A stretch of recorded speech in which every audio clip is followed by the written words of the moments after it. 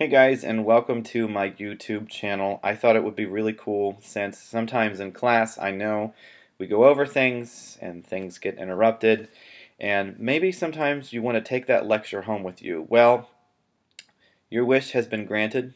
I found a way to show you videos so that if you just have a computer and an internet connection at home and you didn't get what you were looking for in class that day, you have a study guide that is not just a bunch of notes on paper. I'm going to explain things to you in the same way that I explain them in class, and I would really encourage you to work some of these out at home because just like teachers always say, practice makes perfect. So today we're going to review our fractions. And so far when we've been learning about fractions, we've been looking at how to subtract fractions with both like and unlike denominators. But just as a review, let's take a look at how we actually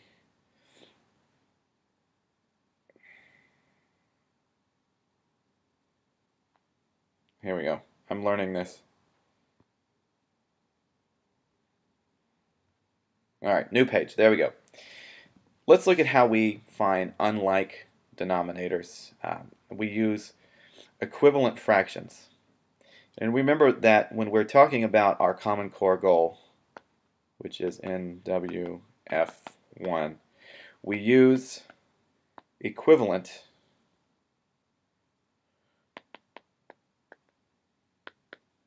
fractions to find common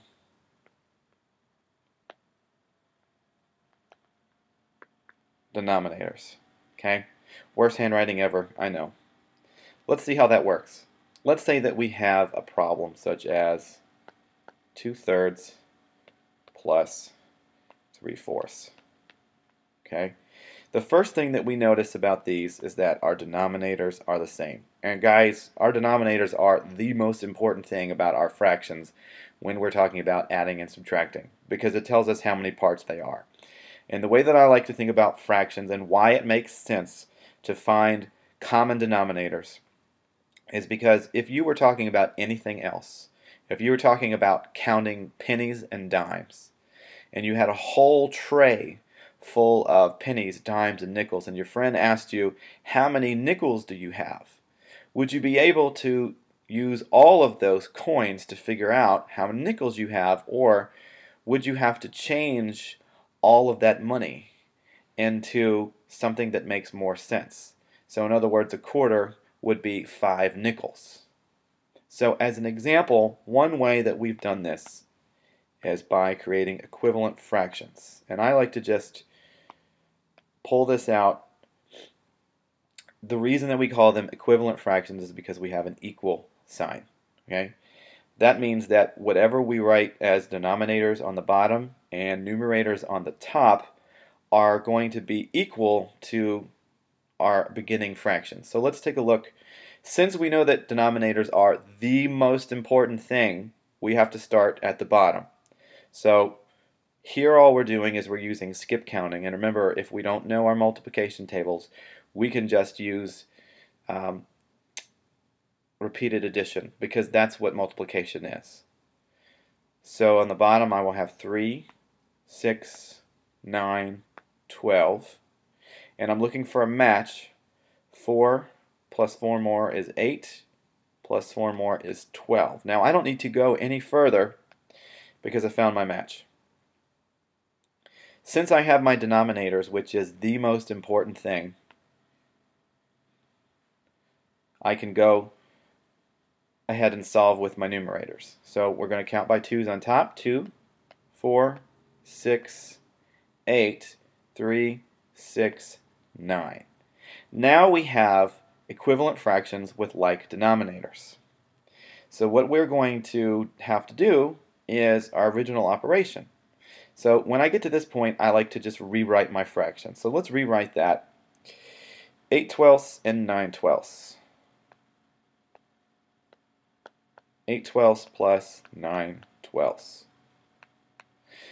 Okay, we've done a ton of work to find our common denominators. Whenever we're adding or subtracting, we never want to change them. We keep these the same. These are good the way they are. But if those stay the same, we know that our answer is going to have 12, because if we don't change them, obviously they stay the same. So now we have to add 9 and 8. If we're looking at our doubles facts, we know 9 plus 9 is 18, so one less would be 17. Now here we have an improper fraction. Remember when we talked about that video, we have like the big beefy arms. Okay, we have our big head fraction. And as I like to say, we have a hole hanging out inside of our improper fraction. So 17/12 is not proper because our denominator is this much bigger. I'm sorry, our numerator is bigger than our denominator. So we always have something hiding out inside of our fraction. And if we review what we know about using fractions to create a whole, we can say that 12/12 taken out of 17/12 will give us our answer. So since this is improper, the way to take a big head and make it smaller is to subtract 12/12. And when I do this, I like to go ahead and draw one around it to remind myself that this is going to be part of my answer.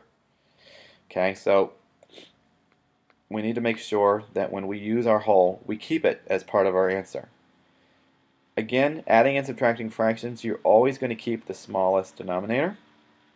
17 minus 12 equals 5. So your answer is 1 and 5/12.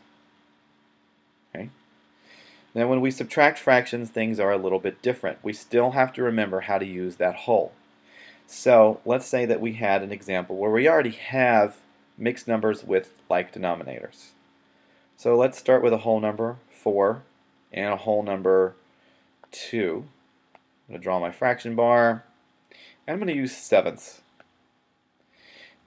So I have 2 sevenths here and 3 sevenths there. Now, just like any other subtraction problem, when we're subtracting, we start with our ones place, which would really be over here on the right. So I'm going to separate these to tell myself that I have to fix my fractions before I can even think about my whole numbers. There's two ways to do this. The first way to do this is the way that I like best. It's a shortcut method. So whenever we have a fraction with like denominators, but a smaller number on top than on bottom, we're going to borrow 1. So that 1 that we borrow is, of course, going to give us 3. And then we can take 3 minus 2 is 1. Now I'm going to add my denominator and my numerator, and that's going to give me 9. And the reason 9 goes on top is because we always keep our denominators. So now we have 9 sevenths, still subtracting 3 sevenths is going to give us 6 sevenths. So our answer is 1 and 6 sevenths. So if I'm using that same strategy, 4 and 2 sevenths, 2 and 3 sevenths, see here, 2 and 3 sevenths. Alright. The other way to look at this is by remembering our wholes. So, since we don't have enough in this column, in other words, here's 2, and this fraction is asking us, we have 2, and we want to take away from that 3. Well, there's only 2 here. There's not 3. So imagine that you had a bank account with $2 and you tried to take out $3. The bank's not going to let you do that. So whenever we don't have enough, we have to borrow, just like a bank lets us borrow. Okay. Now that 1, we borrowed 1 from our 4 because 4 minus that 1 is going to equal 3. That 1 can't just disappear. It's got to go someplace. So we're going to put it next door, but we have to keep our whole numbers on this side over here, and we have to keep our fractions over here. So we can't just put the number 1 over here. We have to represent the number 1 as a fraction. And the way that we represent fractions, remember, is with a numerator and a denominator being the same number. So here we're going to put, we're dealing with sevenths, so that tells us we have sevenths. So let's see, now we have 2 sevenths plus 7 sevenths, that's 9 sevenths. Let's see if we can take 3 sevenths away from that. Sure, that's going to be 6 sevenths. And I can't reduce this because 7 is a prime number, which means it can only be divided by 1 in itself. 3 minus 2 is 1 6 sevenths. Surely we got the right answer. So there are 2 ways to solve those problems. I hope this helped. If you have any questions, ask myself, Miss Larry, or Miss Burgraff, and I will see you in our next class. Have a good day.